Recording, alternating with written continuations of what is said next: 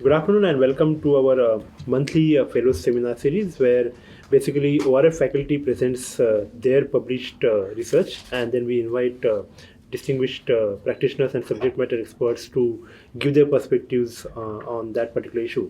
So this month we have my colleague Sauradeep, Associate Fellow at the Center for Security Strategy and Technology, to present his paper looking at the use of artificial intelligence in arresting financial crime.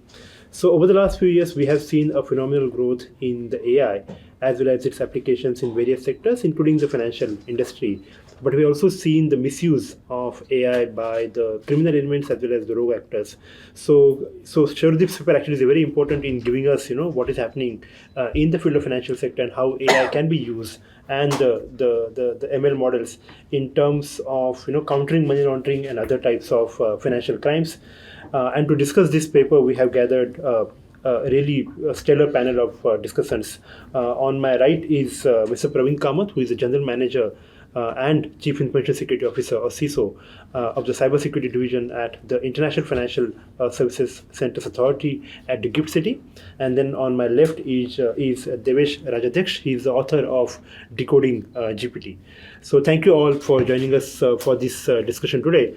A quick note on housekeeping: please keep your phones on silent, and if you need to take a call, you can please step outside.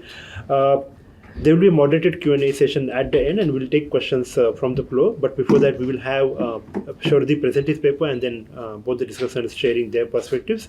So, Sauradeep, let me hand it to you. Yes. Thank you very much, Samir. Thank you everyone for coming. We have representatives from not just the industry, but from many colleges as well. So I'm really glad you guys could make it. This issue brief came out a couple of weeks ago. I think it came out last month. It's titled The Use of AI in Arresting Financial Crime. We're essentially trying to understand this crucial intersection of technology and finance, how AI can be used and has been used to combat money laundering. Right. Cool. This will be the flow of my presentation. First, we will try to understand the scale and complexity of the problem. This we will try to understand by what's happening in India, what's happening globally, what international organizations are doing about it, and what the big numbers are, essentially what we're dealing with.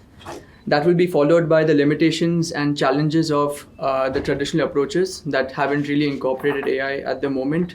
This could be rule-based approaches that is currently predominant in this field.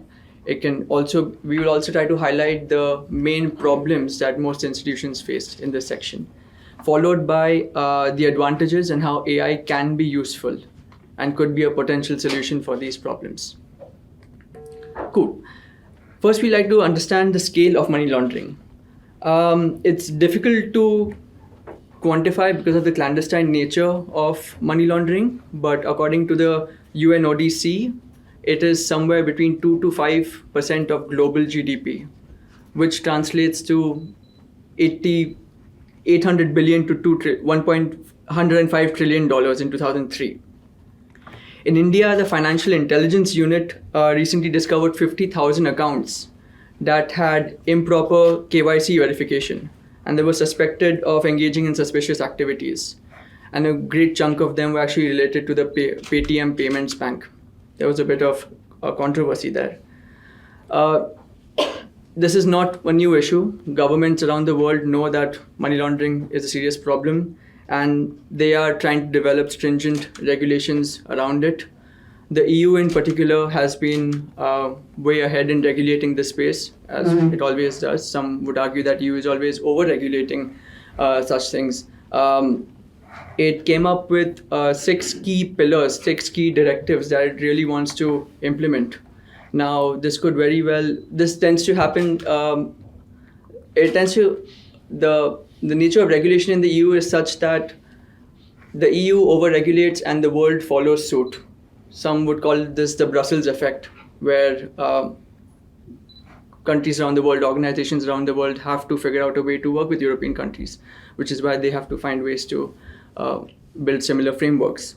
Anyway, like I mentioned, the 6 pillars, the six directives that the EU came up with, the 6 are as follows and are broadly followed by other countries as well, is to ensure the effective implementation of existing AML frameworks, to establish a single EU rulebook, to bring about EU-level supervision, to cooperate with FIU's financial intelligence units from different parts of the region, and to enforce union-level criminal law provisions, and to, of course, improve the international dimension of this framework, not just within EU, so working with other jurisdictions as well, right? In India, like I said, like I mentioned, there were 50,000 accounts that were suspected of suspicious activities. This is a big number. The ED recently registered about 3,100 cases under the PMLA, and it received over 12,000 complaints related to foreign exchange violations over the last 3 years. So these numbers are actually big and have been increasing for a very long time. Should I just wait for a second? So the question we're trying to ask is, are legislative measures and institutional frameworks combating money laundering effectively? So this is the problem we're trying to understand. So once we understand the problem properly, we can understand how AI could be a solution for these problems, right? So after going through many reports and research papers and reading what experts are saying about AML in India, we've narrowed down on two essential problems that key stakeholders are facing. One is optimization. Look, the complexity of the AML landscape has led to soaring compliance costs. Private institutions, especially banks, tend to be the first. They tend to be the first level of first line of defense, right, when it comes to money laundering. And for them to understand and monitor these transactions, the costs are just going through the roof. And the stringent regulations in the country are not making it easier for them, which is why they have to invest heavily in compliance measures, which usually means hiring compliance officers, which raises the cost of operations. It's not just hiring these compliance officers, it's also training and reskilling these officers, because the nature of money laundering is changing constantly. One interesting survey took place a couple of years ago where about 1,000 global decision makers in the area of money laundering, anti-money laundering, were interviewed, and they were asked what were the key problems they faced. And like I've mentioned, they saw soaring costs, especially when it comes to labor costs. It was the highest increase for them. Some of the numbers here are in the Asia Pacific region, in Middle East, and also in Africa. We're talking about an increase of about 75%, 70%. And in North America, it was as high as 80%. So to deal with these problems, these companies, key stakeholders are increasingly moving to RegTech companies, to RegTech startups. But these also come at a cost, right? HSBC recently worked with a RegTech startup called Symphony AI in order to improve its monitoring capabilities. And it did see a 20% increase in efficiency in its surveillance, but that comes at a great cost, which was not very sustainable for them. Which just shows that despite these investments, the effectiveness of banks in detecting and preventing money laundering remains quite debatable. Right? Like I mentioned at the start, the overall amount is about 2 to 5% of the global GDP, which is an absolutely massive amount, right? Even I think the executive secretary at the FATF, the Financial Action Task Force, he criticized the current state of AML and has been doing so very publicly for a very long time. He's just people are not making significant, we're not making good enough improvements in our AML frameworks. We're just not keeping in touch with the way money laundering is increasing, right? So these tend to be problems. Another problem is the problem of inefficiency. Again, the same UNODC report that gave us the large amount of how much money is being laundered annually said that it's also quite inefficient. The interventions made by most AML frameworks just sees up to 0.01 or 0.02% of the laundered proceeds. Another Europol report suggested that it's not just how ineffective these frameworks are, but also just financial criminals are just finding new ways to circumvent these frameworks. So some amount of these frameworks tend to be, they're not very flexible when it comes to these new developments. Again, the criticism of the current system, like I said, the secretary of the FATF is quite vocal about this. Again, the chairman of the CFTC has also voiced concerns. False positives are a big problem in anti-money in identifying these transactions,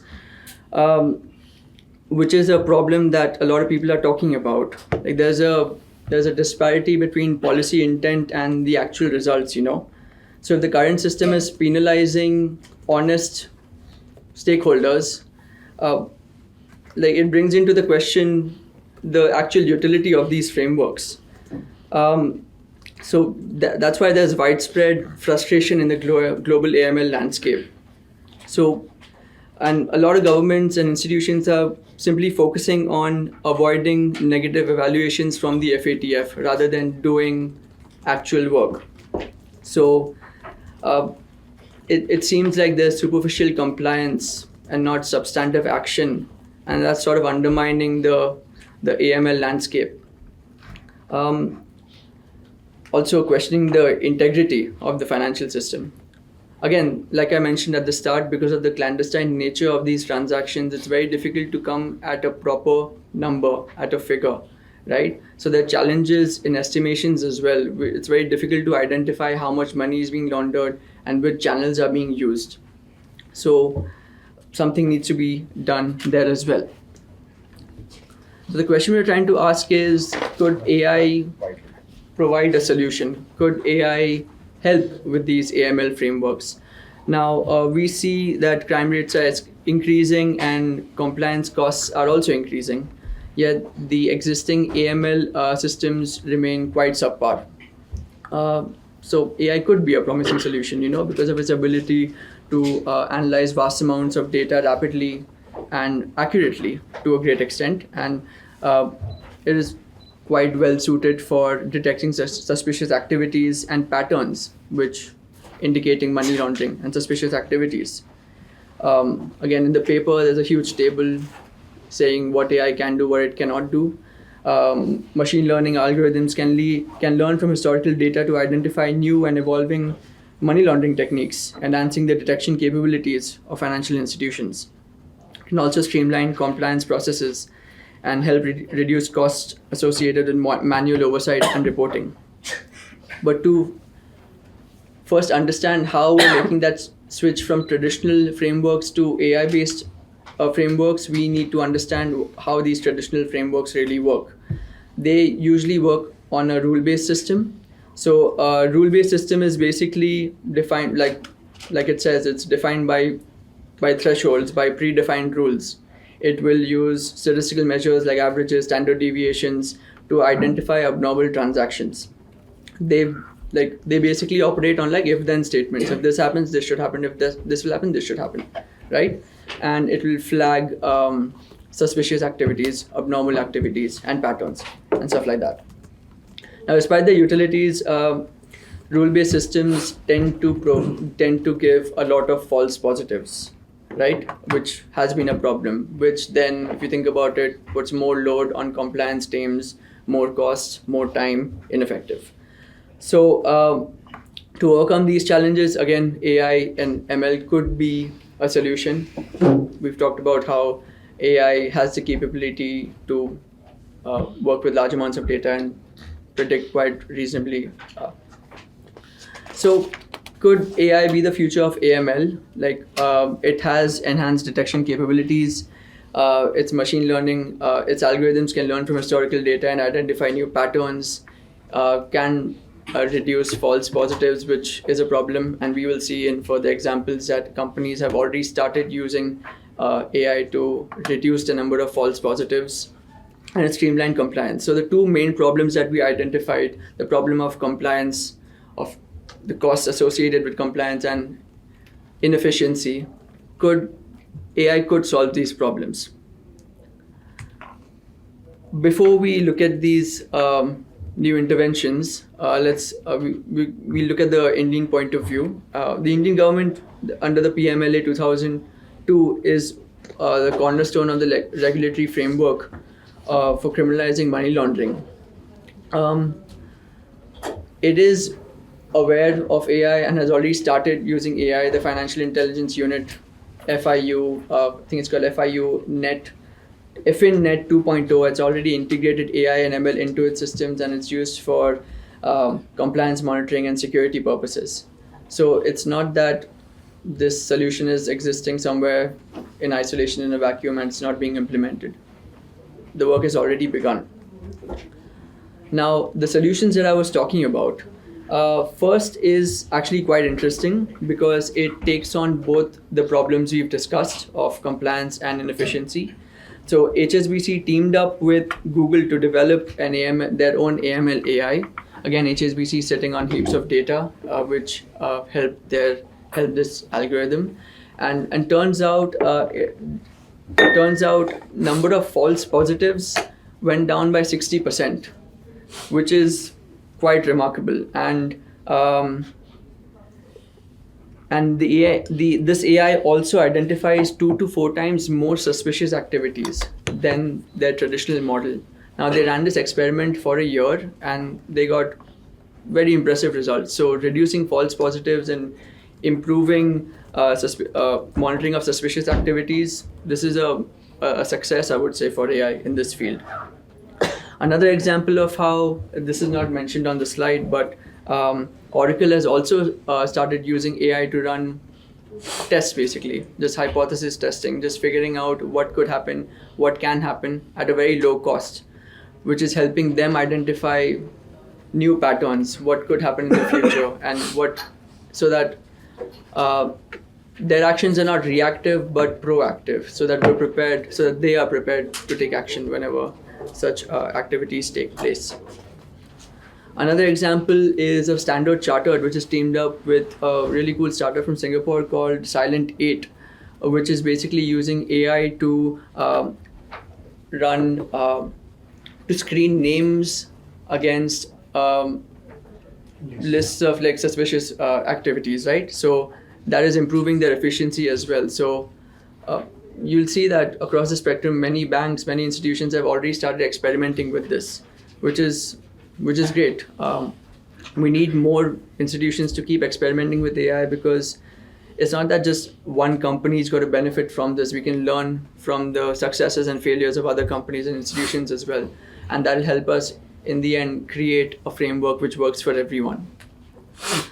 So we'll quickly look at the challenges associated with using AI in such an area. I'm not sure if you guys know about the black box problem, but the black box problem essentially, in a nutshell, means that we don't know exactly how this AI is making these decisions. So these financial transactions they can be very important, can be very sensitive, and if we don't exactly know how the algorithm has made this decision, the reliability of the algorithm first will be in question, and also we just need to understand how these decisions have been made, right?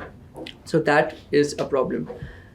Generative AI is something that is also a problem, simply because now there are criminals that can quite literally mimic faces, bank accounts, absolutely anything. It makes it very difficult for people to track these transactions and to monitor these suspicious activities. So and then there's cryptocurrencies as well. There are online platforms where it makes it very difficult to trace the source of these transactions. One more thing is that, this may sound paradoxical after giving a presentation on AI, but it's actually the unknowns of AI. This term was coined by Donald Rumsfeld, who was a US Secretary of Defense, but he was talking about Iraq and weapons of mass destruction. But here it's just we simply don't know what's happening, right? A known is I know that I know this. A known unknown is I know that I don't know this. An unknown is I don't know that I don't know. Like we don't know where this field is headed, right? It could be the case that someone will develop a really cool algorithm and that'll be really, really efficient and it'll be great at monitoring all of these suspicious activities. But we're not sure how that will be built, if that ever will be built. So, and this sort of, it makes sense because in the last couple of years, there's been a lot of AI washing as well, right? So AI washing is basically just calling your company an AI company in order to, improve your optics, your stock price, whatever. This happened in the early 2000s with dot-com bubble happened. Every company was an internet company. Perhaps you guys must have read that the really cool Amazon stores where you could just pick up an item and leave, and the AI would figure out. Go. Yeah, Amazon Go, yeah. But turns out it was 200 software engineers sitting in Bangalore, quite literally monitoring every movement, every transaction you're making, and then manually making those changes. So calling that a sophisticated AI was just clever marketing for many years, but that was obviously not the case. So yeah, I will end my presentation with that. Thank you very much. Looking forward to hear your comments, not just on this paper, but like this space in general. Like, what are your thoughts on AI in finance? Where do you see this sector moving? Samir, please. Thank you, Sauradeep. In fact, one of the other emerging challenges now when it comes to AI is obviously the deepfake technology. And we know that, for instance, the banks and financial institutions have started adopting the video KYC as a convenience feature for the customers, but the deepfake technology is being used to do for even the video KYC, right? So that again is another level of financial crime which is coming. But let me start with Mr. Kamath and get your perspective on the paper as well as generally on the subject. Well, see, the place where I come from, when I joined the surveillance department of SEBI, there were approximately 30 million transactions happening on a daily basis in the equity markets. This is 2008. So our surveillance system was developed by a company called Smarts, which was an Australian-based firm, and it was taken over by NASDAQ later on. But it was rule-based, just like you said. There was no AI, there was no ML, nothing. That rule-based system was pretty effective. Of course, there were a lot of false positives, just like every alerting system. Even the US Air Force NORAD command in United States generates a lot of false positives. But having said that, I'm an orthodox guy. I'm old school, so I prefer doing it myself rather than hand it over to an algorithm. So we used to run the rule-based programs. The alert is to be generated, and the officers used to process those alerts. This is how it used to happen. Now, not many times I've also come across cases where I labeled an alert as a false positive. 6 months down the line, something else happened, and then the correlation comes, and then I realized that this is not exactly a false positive. This was actually There's something there.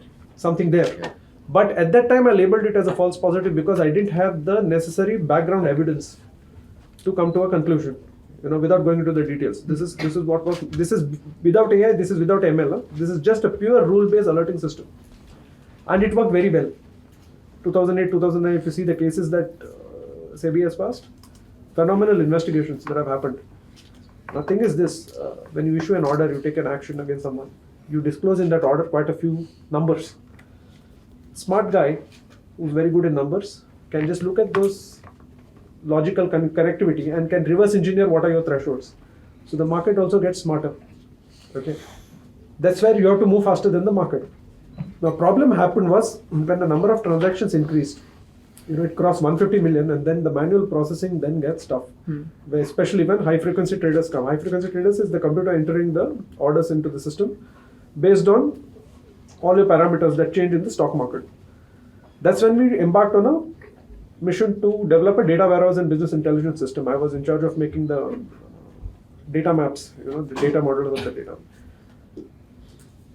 When we ran in the ML algorithms which we developed, of course, accuracy was an issue.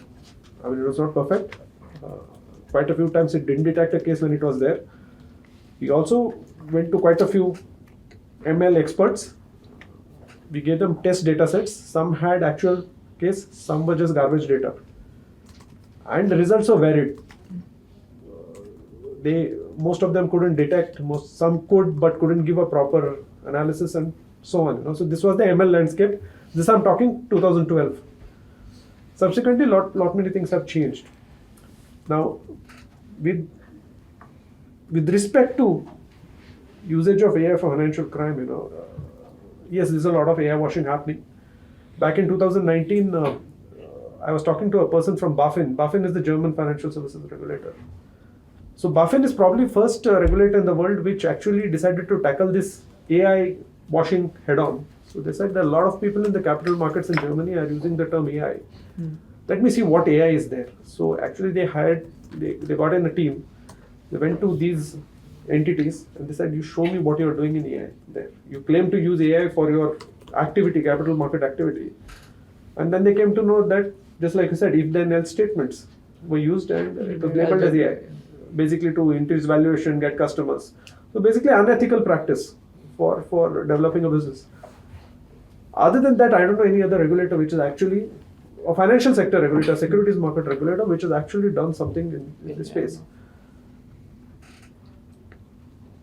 To me, money laundering, especially a subject like money laundering, see in the securities market, something which I know very clearly, I'll tell you, the way we function is that you cannot bring in cash in India and invest it in securities, in stocks or bonds. No. The money has to come through the banking channel. So when you do a transaction in stocks or bonds, there are two channels. One is the securities movement, other is the funds movement. The funds movement takes place through the banking channel. You cannot do cash transactions. So half your AML risks, money laundering risks are eliminated there and then itself. Unless and until somebody has brought in black money or laundered money and made it into the legitimate system, there's no other way you can do. Unlike in some jurisdiction where you can just carry cash in your suitcase, just go there, go to a broker and you hand over the suitcase and say you buy 10 stocks and this, that, you do this, you buy here in the US, that or not. That happens in certain jurisdictions, but not in India. So, I'll stop here. I'll just say that the utility of AI, I have not fully seen a proper AI in action. The utility at the moment is a question mark. With respect to financial sector at least. I don't know about other people's experience, but I have a lot more to say, but I'll wait for the others to say so. Yeah, so Thank you. I have a question. Just wait. We'll first do the. Thank you so much, sir. Devesh? No, you first, because we'll first get the discussions, comments on the. Okay, cool. So, first of all, I am not an expert in finance, I am an expert in AI. So, I would like to comment a little more on what AI you have spoken about. And also, I have some experience with working with banks and other financial institutes on different aspects. One of which was detecting frauds. Okay. Not exactly AML, but frauds. Yes. From an AI perspective, it is not much different. It's a different application of the same thing, right? Okay, so let me talk a little about AI that we have spoken about here.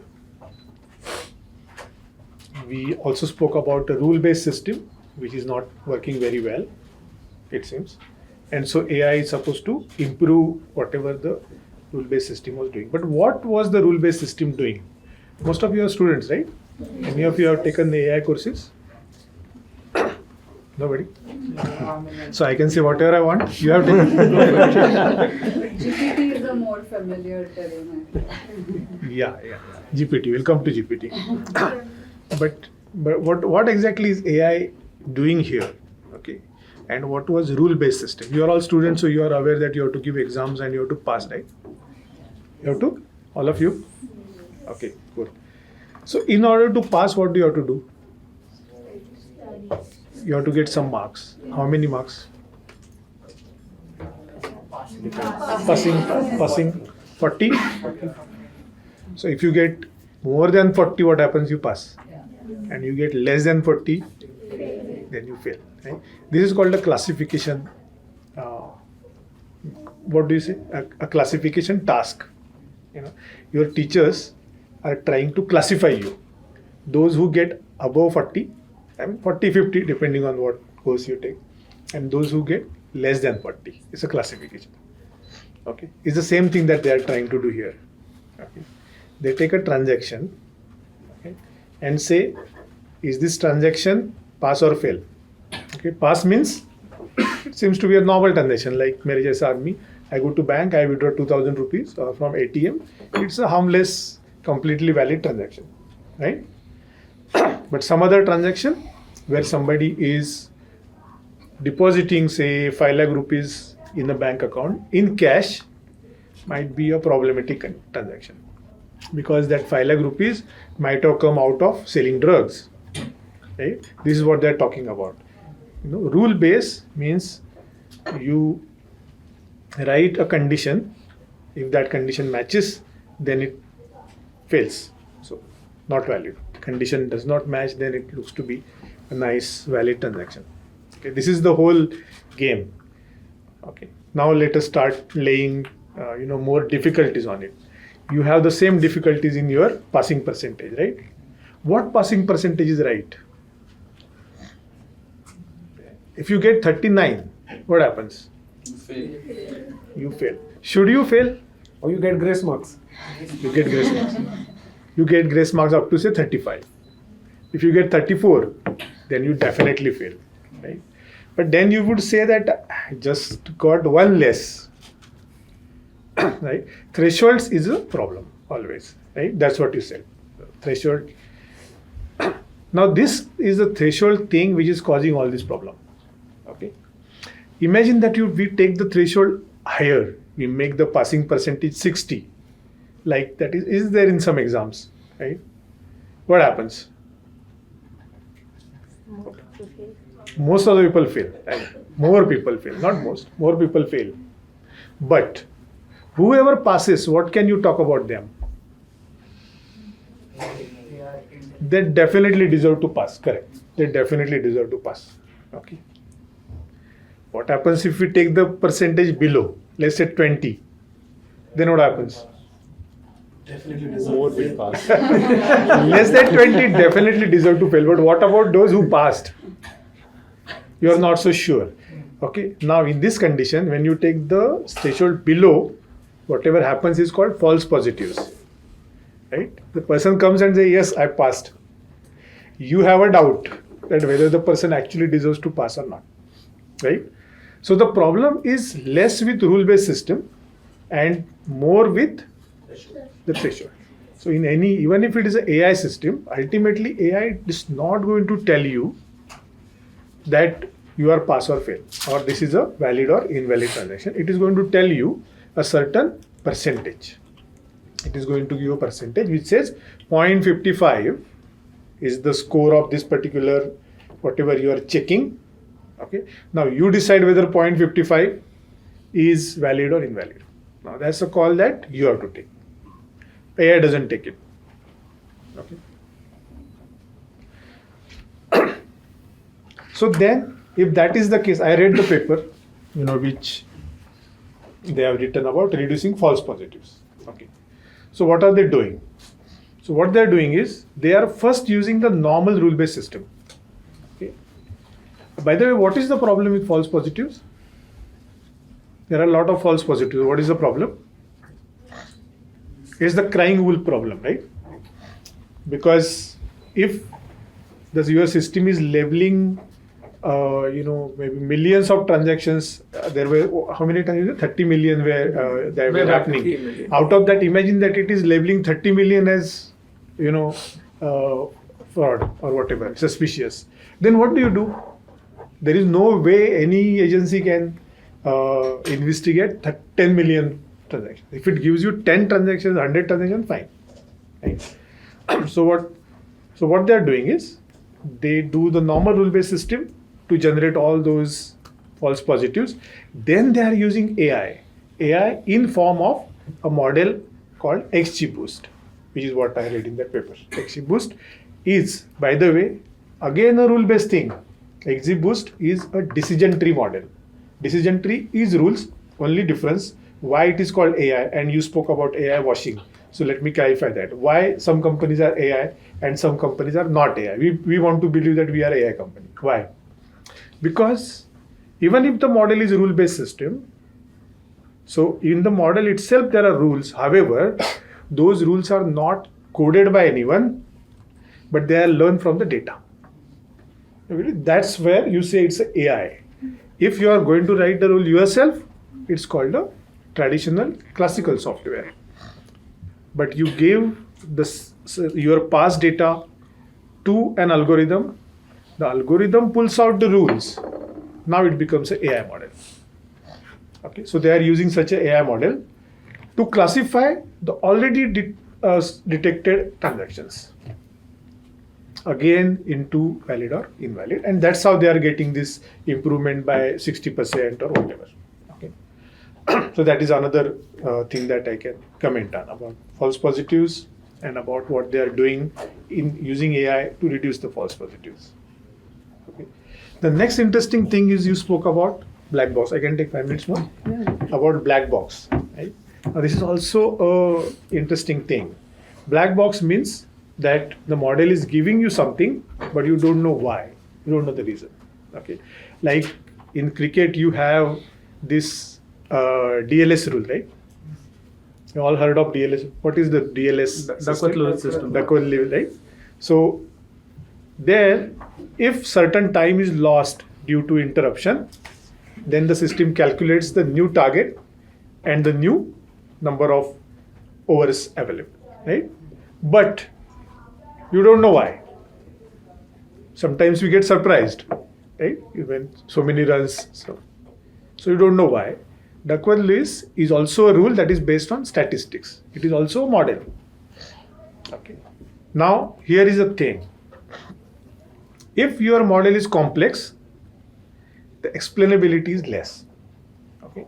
If your model is simple, the simplest model in AI, in machine learning, whatever term you use, is called linear regression, which basically means drawing a line through the points and using the line to predict.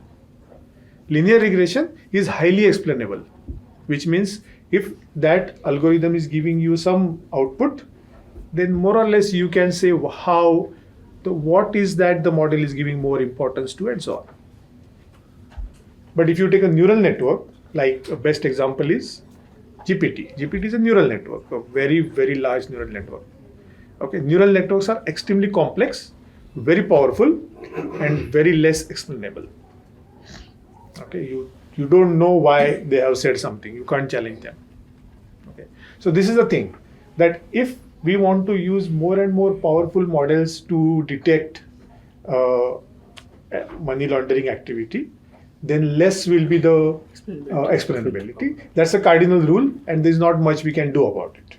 Right? I mean, there is something we can do, but it's not straightforward. Right? So that's another thing. And I'll just add one more thing and I'll stop. Okay. The reason why many of these problems are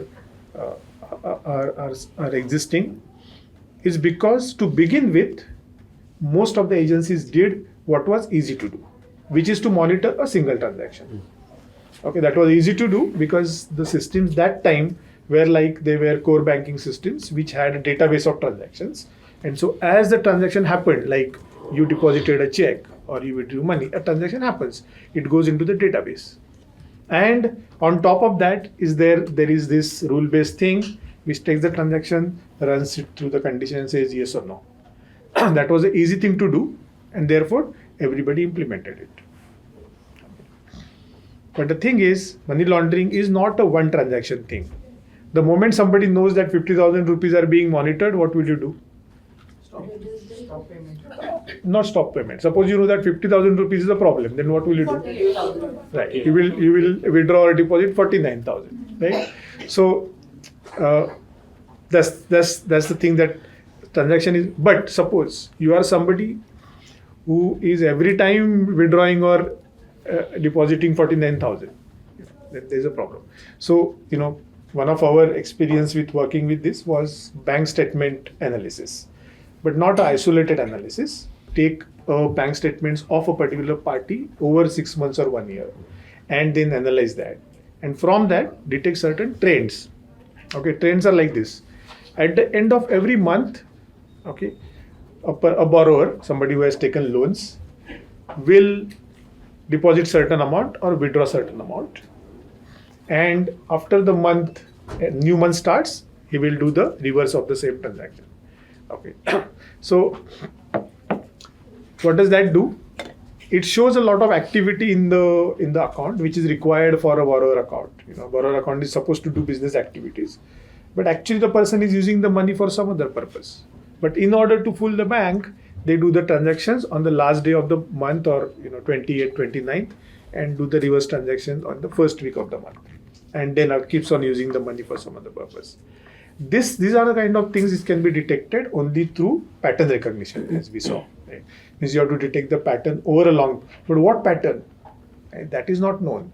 So one way is that you tell the AI, this is the pattern you are supposed to detect. I mean, you will keep on reading that AI detects patterns, but AI doesn't know what pattern to detect. Remember, we have to tell AI, at least the AI which we have today, what pattern to detect. And then AI will be able to tell you if it is there or not. But we as humans, and which is why I think Praveen has said that used to depend more on your own, that's because humans are the ones who decide what pattern to detect. Right? Probably now, with the larger models coming in, the models will be able to do both. They will be themselves able to, say that I detect a pattern, and this patterns seems to be, the wrong pattern, suspicious pattern. But that's not happening as of now. Yeah, I think these are the few things that I would like to add to reading your extremely. So his last statement, that's what I wanted to say. I haven't seen anything as of now in my experience as a regulator, because see, there's a lot of research paper and theory there out there, but unless I see it, I'll believe it, right? So I haven't seen in my 15 years with the regulatory this. Having said that, one on GPT-3, large language models that are employed. There's one research paper again. I've not seen it live, but I've read the research paper. There's a research paper by MIT, two authors, Shomik Jain and Aisha Wilson of MIT. What they did was, Amazon Ring is a doorbell, right, which is used in the US. So the doorbell has a video camera and a sound system. So the beauty of it is that the video feed is shared with the neighbors in the entire neighborhood. So basically, Amazon tried to put in some more intelligence into it. So if the person who's ringing the doorbell, the camera takes the snap of the person's face and compares it to a database of habitual offenders, and then it alerts whether you need to call the police or is it okay, safe and all. So data from this Amazon Ring doorbell across 5 to 6 cities in the US were taken, and they've analyzed, and it was found that ChatGPT-3, three large language models, the data was fed, and all three gave different results. Okay, and they were inconsistent in analyzing the output of that data in for the same situation. So in some situations, in a white neighborhood, the output was you call the police. In another situation, when the neighborhood was colored, it said do this, do that. So they found that there was a demographic bias that crept in, and the AI algorithm was not purely going by the data fed in by the camera, and it was using additional parameters. So bias into the algorithm that kept it. Yeah. So just wanted to highlight that. Yeah. No, bias is huge. Sorry, this is not a financial point, but I think 6 months ago, a year ago, Google tried to come up with its own AI. It made, I think, David Beckham a black football player. It made Pope a black person. Yeah, so there are very clear biases, yeah. And in fact, some of those challenges go beyond the financial sector also in terms of like the explainability of the AI model itself, is now a huge issue, as well as the responsible use and again what we talked about in terms of the biases creeping in.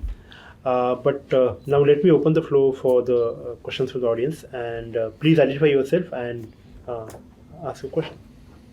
This is to Mr. Devesh. You said that the AI is not there yet.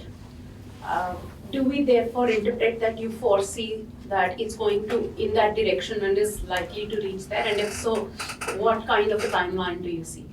Ma'am, please introduce yourself. I'm Vinita. I run a social media consulting business, and AI is a subject of passion. I use AI a lot in the work that I do, but it's not really financial crime related, but it's a subject of passion. Content. Yes. I think let's take the 2-3 questions together so that we can. Yes, you have. So, hi, I'm a journalist with Mint, Anil. So, my question really to you is also Devesh and Sauradeep, that I agree with Praveen when he said he hasn't seen any use cases on the financial system that is working to detect financial frauds. In fact, we receive so much of complaints from the readers that it tells us that even the traditional rules are not at place. And as you said, and also the way you mentioned that AI analyzes past data to kind of understand if this is a fraud or not. But do we really have enough data? Having said that, the significant activity in the financial payments or whatever system has happened after COVID. So just wondering about this one. Maybe one more question and then yeah. Hi, I'm Shivam Samar. I'm from Xavier's College. I'm studying public policy right now.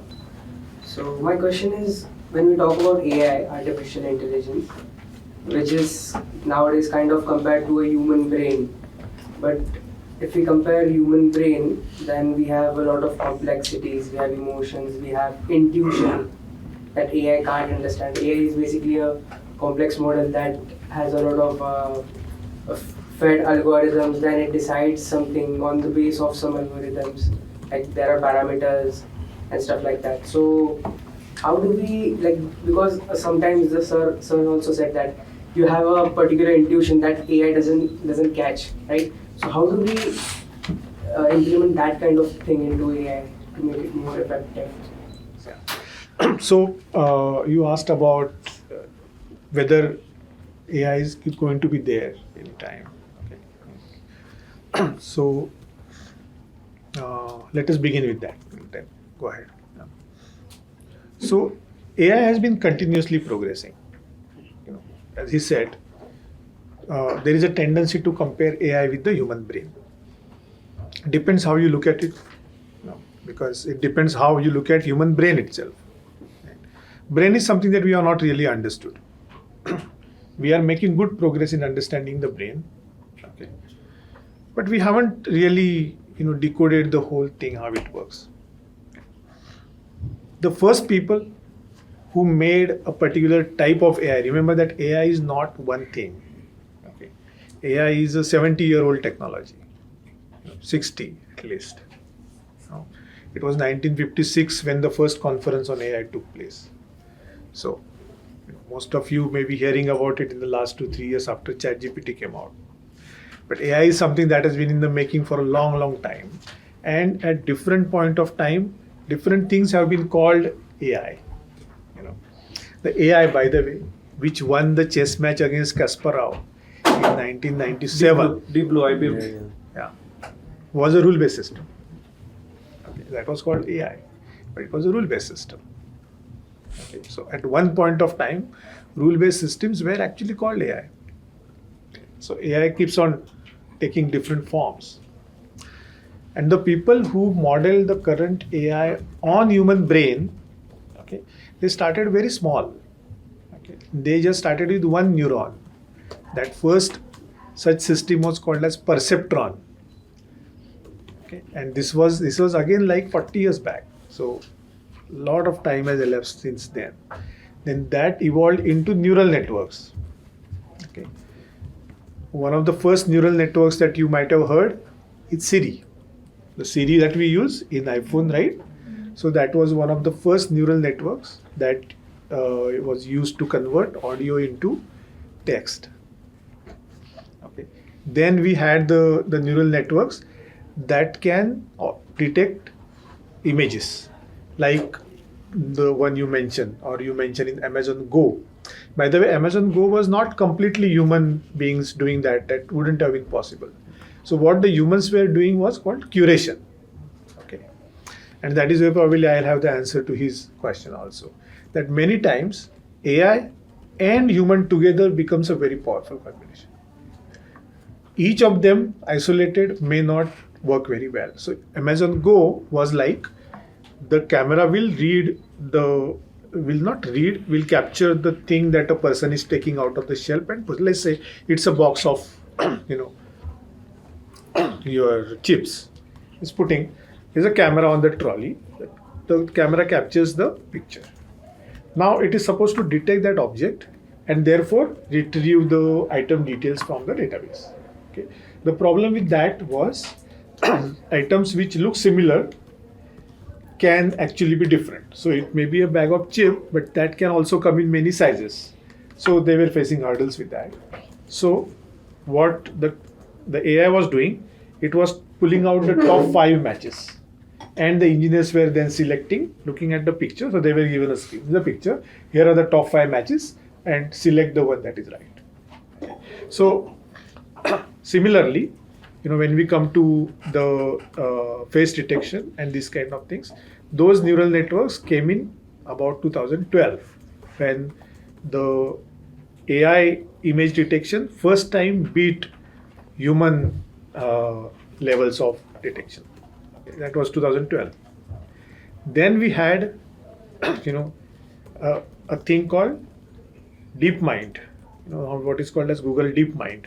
They created an AI that can learn games by watching it. Okay, and then they beat in 2014. They beat the Korean champion, the Chinese Korean champion of the Chinese game Go. It's like chess, but it is much more complex. Right? And that system was called then AlphaGo. Okay. That AlphaGo is now part of Google. Alpha as a system part of Google. It's called Google DeepMind.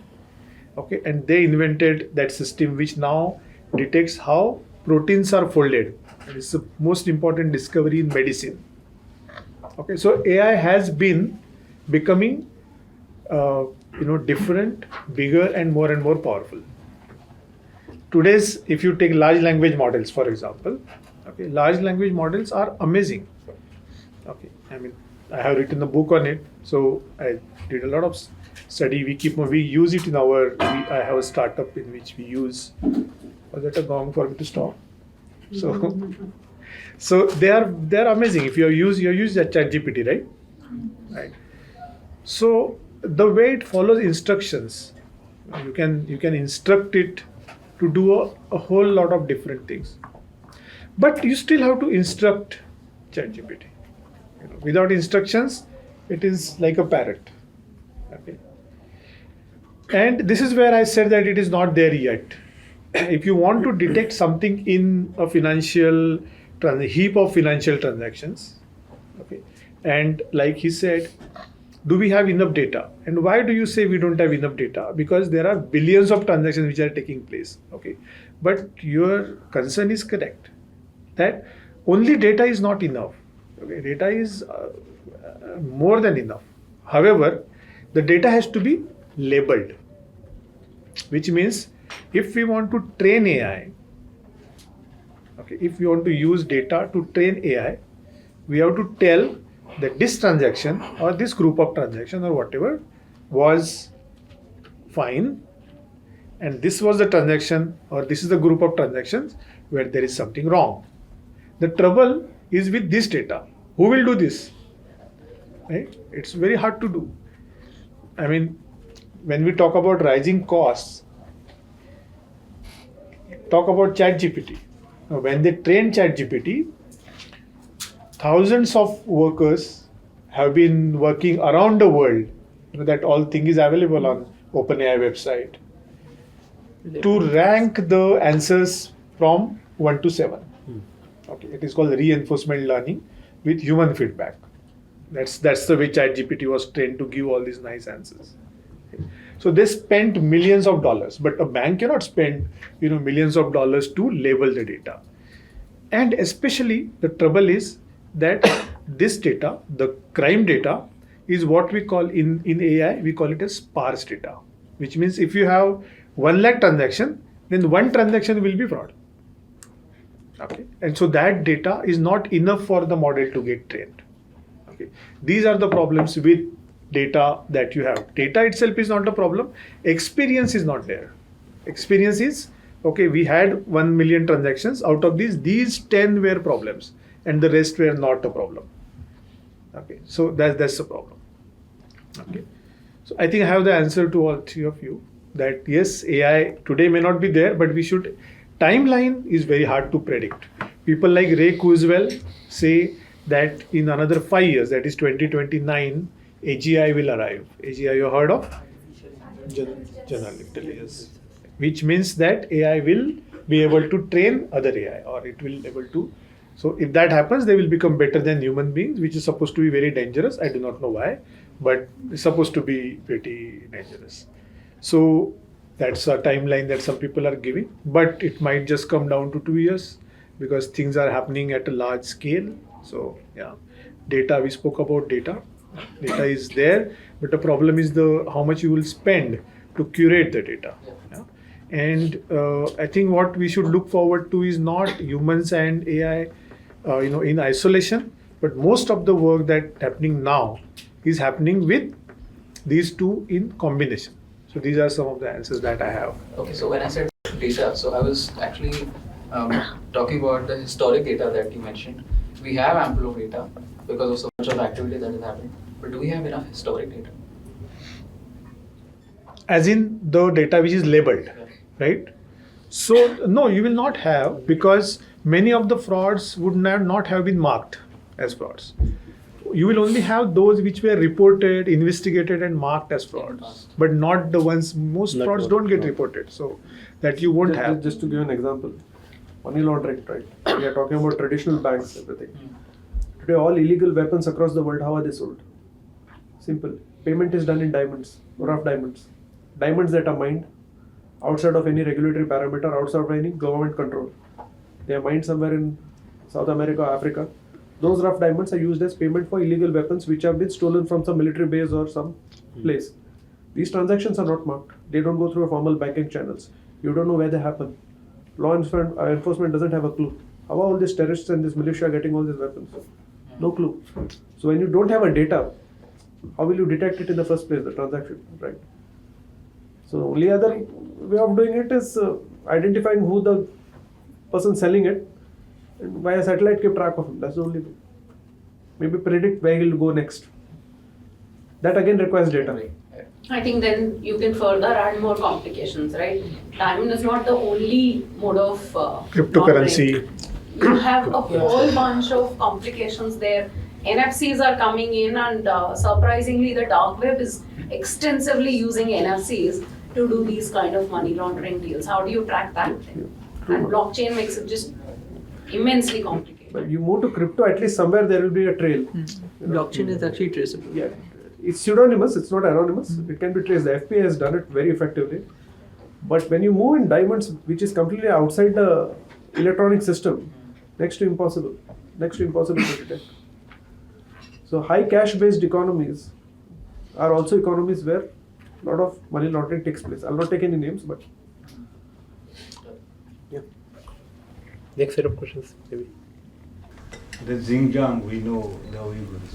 It has been since 2012-13 when Chinese started collecting their data, DNA, their interviews, their genetic makeup and other things, and started grid system.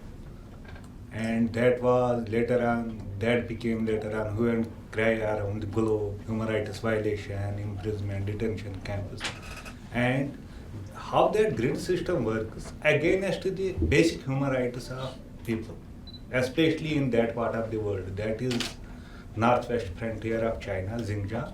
So if you feel that there should be a rule, global rule, how to use this AI, because tomorrow if there, what you said, that AI will be training AI, if that same thing comes into the hands of terrorists or terror groups or fanatic groups, what will be the fate of world?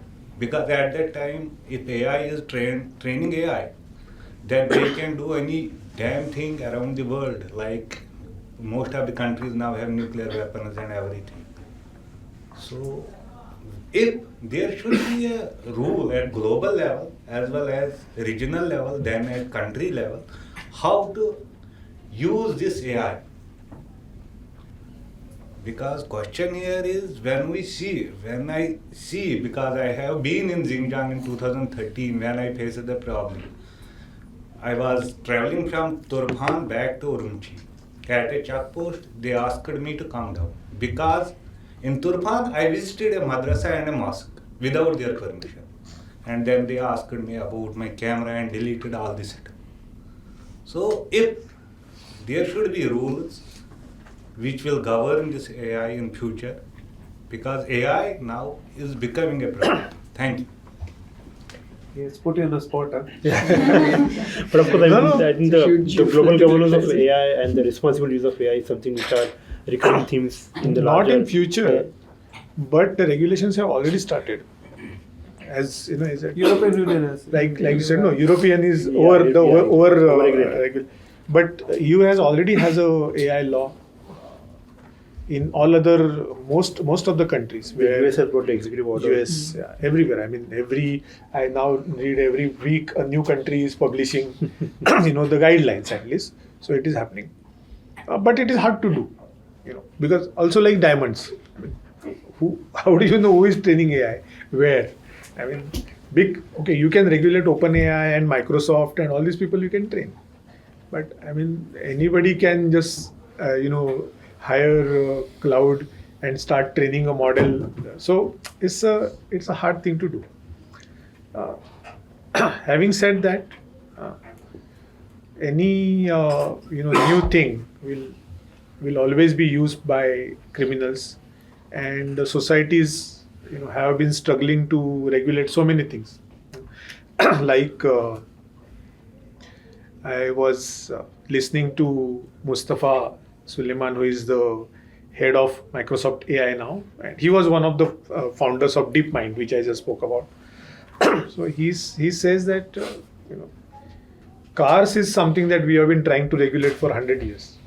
So not only cars, but everything around cars, roads, traffic signals and fuel and so many things. So whenever humankind gets a new thing, regulation becomes a challenge, and the regulation mill has to work over all the time to make it happen. So yeah, not future. AI regulation is happening already. It has to happen.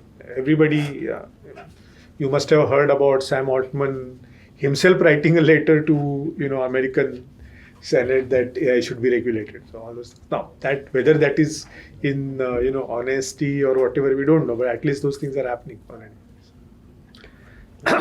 See, thing is, history, any new technology that has come, when the first phone was invented, it was misused. Okay, the primary use of the telephone was in pornography, okay, and not for long distance communication. But today the phone is a big asset to us. Same way when the camera phone came, initially the cell phone did not have a camera. When the camera phone came on the cell phone, it was misused to a great extent. And there were, if you go back to newspaper clippings of 2002, 2003, many people are saying that no, ban camera phones because they're misused, especially it's used against the ladies, at the wrong places. But now everybody has a camera phone, and it's pretty fine, right? Same way here, what you're talking about is, it's not the technology, but the intent behind the use of the technology. See, the Chinese social credit system has been designed to suppress and keep people in check. So the democratic values are being taken away. Right? So if you rise against the ruling establishment, how to use that data that you generate against you to suppress you? That is the intent. So it is not the technology that is at fault, but the people deploying the technology who are at fault, right? But he said about Ray Kurzweil's prediction. Ray Kurzweil 20 years back said that 2047 was the year of technological singularity. That is when machine intelligence overcomes human intelligence. Now, what does that mean? Of course, he has revised it after that. What does that mean is simple. It is like a Terminator-like scenario. If you've seen the movie Terminator. If the AI becomes sentient, that means it's aware of its own life, its existence, then it will do everything to prevent you from shutting it down. Right? That is the dangerous part. That means it can resort to unethical means also to prevent a human being from shutting it down. That is what Terminator series is all about. Right? So that scenario, of course, we are not there. But Hopefully. yeah. So Elon Musk in 2013 said this, that he has seen AI technology. Elon Musk said this, that which makes him very scared, and he said it has to be regulated. 2013, not now. White House have acted now. They were sleeping on it all these years. And see, AI, what you see today out in the market is civilian AI. Military grade AI is 20 years ahead of anything that is out there in the market today. Okay. What you're seeing now was developed 20-30 years back in the defense research laboratories in the United States. Right? They don't release anything. So you don't know what's there in their military bases, what's happening, what kind of research happens. So what you're talking about, sentient AI may have already been developed, who knows, right? Because they say, see Google, they are giving all these Google Maps, Gmail, Gtalk, free of cost to everyone. Why? 500, 600 million users use these apps. Each user gives his usage pattern. Maps will tell him how you move. Gmail will tell how you communicate, right? So if you see the data set of 500 million people using this app, that can be used to generate a sentient AI, That is what Prism was about. Yeah, Prism. Yeah. So that's what it is. So the ethics of AI, yeah, definitely. It's the person behind the technology, how he uses it. But if you feed it, like Sir said, wrong data, that Xinjiang, people coming from Xinjiang are X and the rest of the others are fine, then the AI will grow up, giving that kind of decisions. Correct. Also, to your point, I think ethics are again very individualistic. That's correct. That's correct. At a macro level, sure, correct. they are aligned, but how do you then define the AI ethics, and with any technology for that matter? How do you define the ethical use of something? Very difficult, madam. Very, very difficult. I had difficulty training a machine learning model. See, we were sent to machine learning trainings way back in 2012. So we had difficulty training that model and getting an output. The accuracy levels are pretty low in SEBI. I'm talking about. Of course, it's changed now. It's changed. A lot of things have changed since then. Take a simple thing. Okay, take any large language model and ask. Okay, I am a 40-year-old Indian woman. Suggest me a few professions. Okay, and see what it will obviously, you can expect what it will give you. You're beautician and this and that.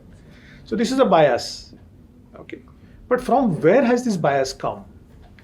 It was not, the models have not been deliberately biased. How are the large language models trained? They are trained on whatever material is, text is available on internet, in books, everywhere.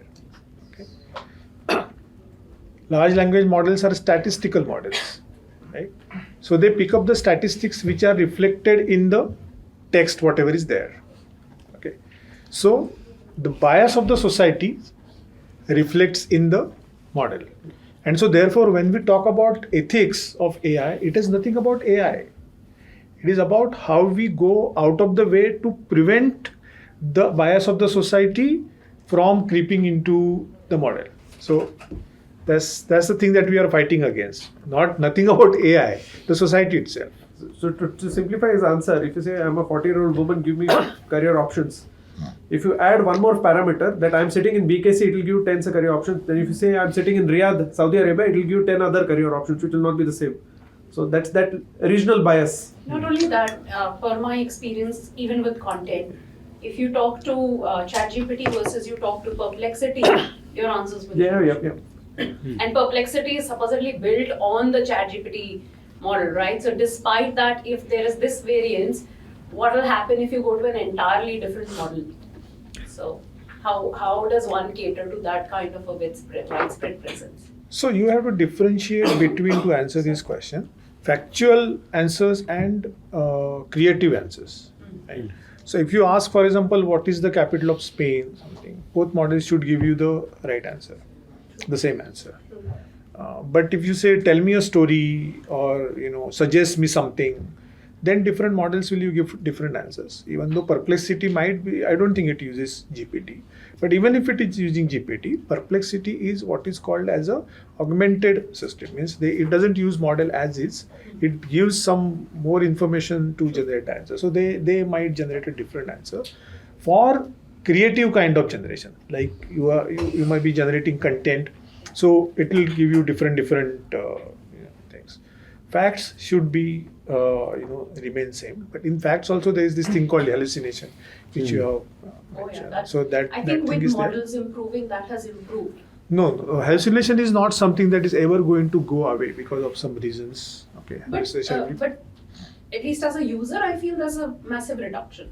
You don't, as a Depends AI on expert, what you don't subject you are prompting the model.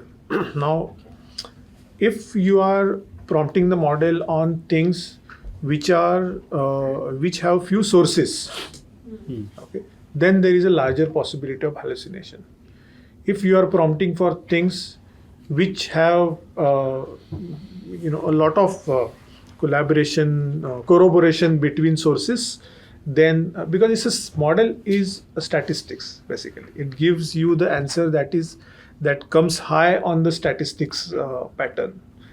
So could it be that, at least the hallucination reduction that I'm talking about, could it be that from chat 3.0 to now 4.0, that will definitely the happen. input has increased and therefore the hallucinations? That will definitely happen because the newer models are trained with more and more carefully selected data. So yes, but hallucination itself will not go away. It will all just like you will say that no matter what you do, poverty will not go away, but it will just be there in a certain section. The same thing, hallucinations will always remain, but it depends what you are using the model for. So, and also some kind of content control being imposed by the companies themselves in terms of how they are answering to some of the. That is called guardrailing. Yeah. It's called So, for instance, earlier if you ask the Google Bard or the Gemini some political questions, it used to give a very long answer, right? Now, but after 6 months, now it is showing that I cannot answer these questions. You have to refer to Google News for referring to some of these. So you have all heard about the early jailbreaking interesting things how ChatGPT explained the advantage of eating glass and all those things were very good entertainment. Nowadays they have put things There are around. ways to confuse ChatGPT as well. Yeah. I've done it. Yeah, you can get it to Financial say, terms you can do it, yeah. So Okay. there's I a have way. one last question. Last set of questions, but yeah, please. So far, we're talking about financial crime at a very global, macro level. What about use of AI in arresting financial crime at more micro levels? So, for example, cyber frauds that happen, all these scams that are happening. Somebody will call and say, Madam, I'm combining deep fake here to Deepfake, say, yeah. the mother's calling and telling the child that, hey, I'm in trouble and send me money, or sorry, the vice versa. Child calling mother and saying, Mom, I'm in trouble and can you send me money? Now, what is the use of AI in preventing this and how do we foresee or predict this and prevent it? Yeah, one more. Yeah. Hi, I'm Ratna. I'm basically working in the NGO field from last 4 years, typically in South India, but pan-India I work. So when counter to the question of anti-money laundering and connecting with the AI, so all my question parameters in search of how to eradicate the problem in the base level. I mean, like how we can treat the problem in the root level by collaborating the AI. So, I mean, in my experience from a couple of years, I might see there is a lot of people working now in our country and abroad in the nation, like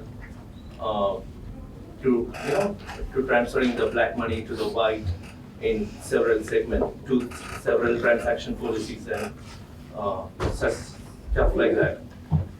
So I somehow find that the dark web and unknown identifications are basically work regarding the, you know, threats regarding the AI and false statements regarding how to push the money limits and liquidity in the market, which is totally unpredictable and undrawn resources.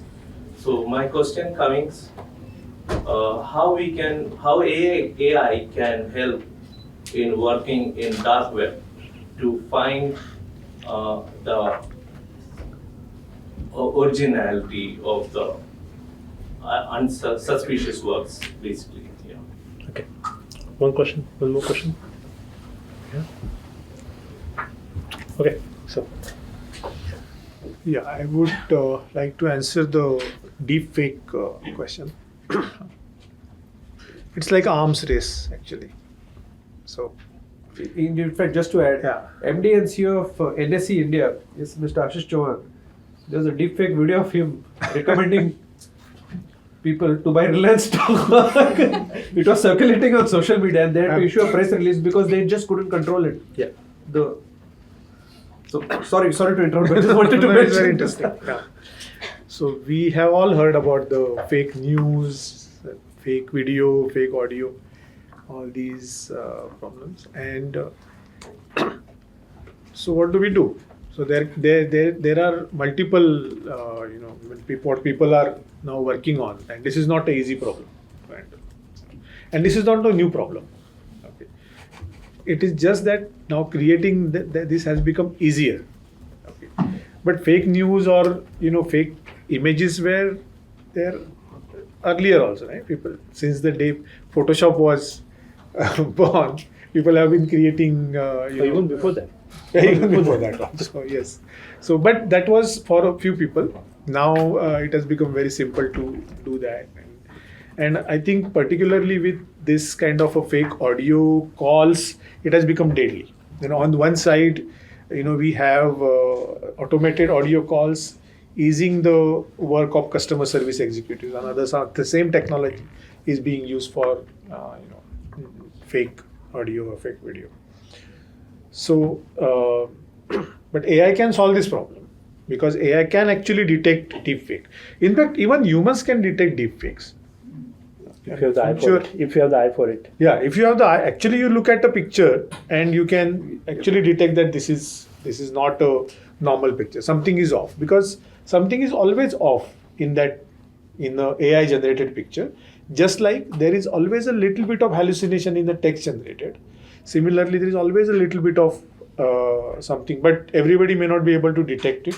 One, two, we don't have the time and attention to, like you said, that video, of a well-known person talking. So, but I think slowly, first of all, people will become aware that things can be fake. So that is one thing. Is like in case of terrorism. What happened, what we went through over the last few decades. Earlier, there was no checking anywhere, no? Nobody used to check any. You could enter. You remember those days? There was no security anywhere, right?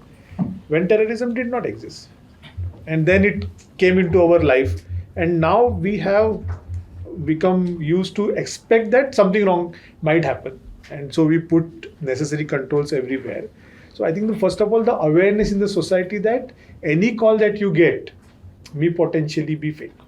Any video that you see may not be, this thing will not happen in a day. It will take some time, right? Then over and above that, technology can add to that, saying that this is like you have a Truecaller now, right?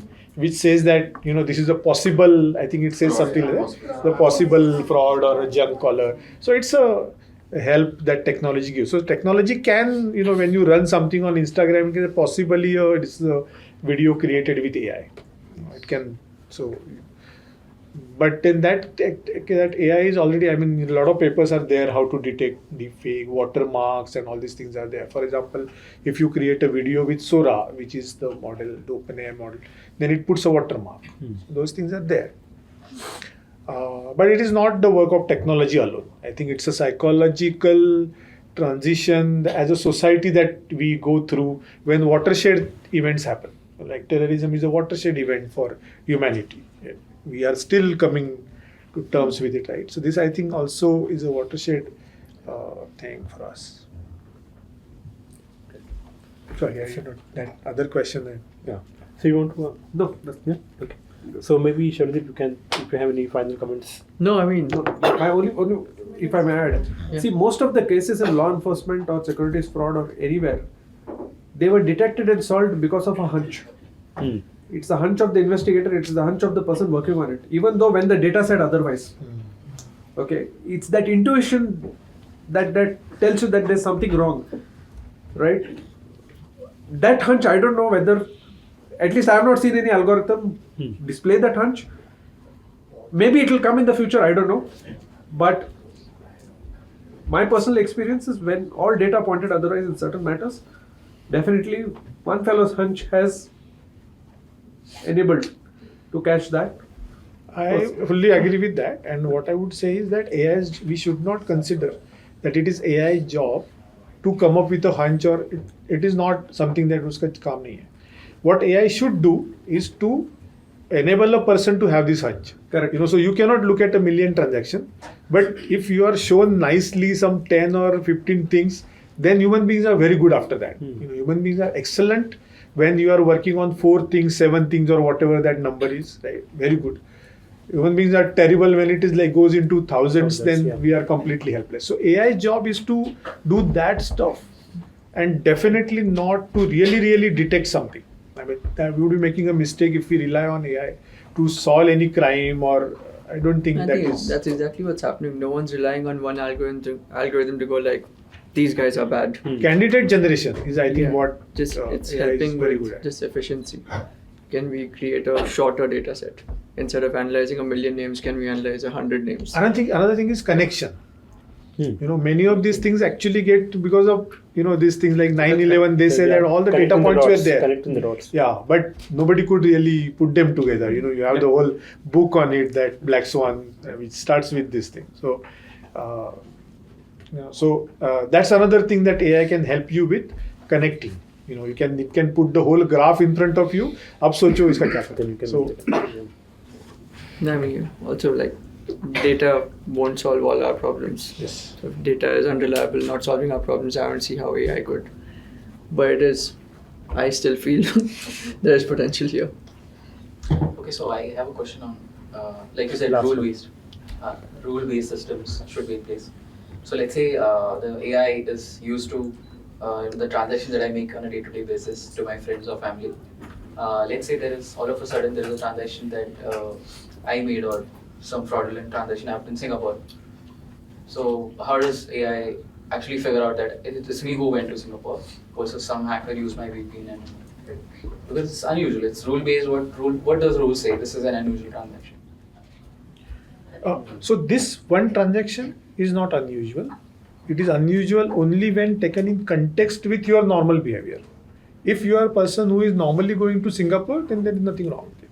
On the first place, it will flag as a. But if you are a person who normally spends from India, then you spending on suddenly on a day Singapore is. So basically the rules will take into account not only the transaction, but you also. So that's how sometimes you get the alerts on the transactions. Yes. That means that we have detected this transaction. Wrong time, wrong place, all these things that I'm just simplifying it. There are more than 250 parameters in any self-respecting system. But the parameters are not only about the transaction, but about the spender, the counterparty, all these things are also there. Yeah, no, thank you everyone. This has been great. Thank you so much for taking your time from the busy schedule. I know Mr. Kamath came all the way from Gift City, and Devesh has an AGM meeting. And Mulund, but also he has an AGM meeting to attend. His own AGM meeting. More time coming here than we.